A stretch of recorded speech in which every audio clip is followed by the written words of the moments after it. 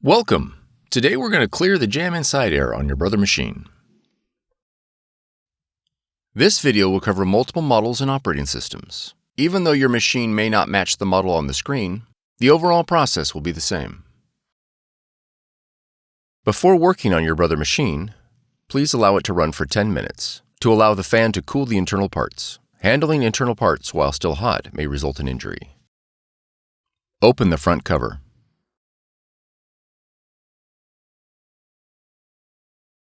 Remove the drum unit using the handles marked in green. Place the drum unit on scrap paper. Be careful not to touch the surface of the belt. Gently remove any jammed paper with both hands. Reinstall the drum and toner into the machine. Close the front cover.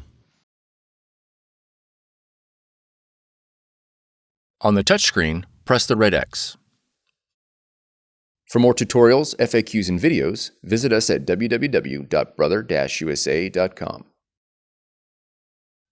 If you found this video helpful, be sure to subscribe. Thank you for choosing Brother.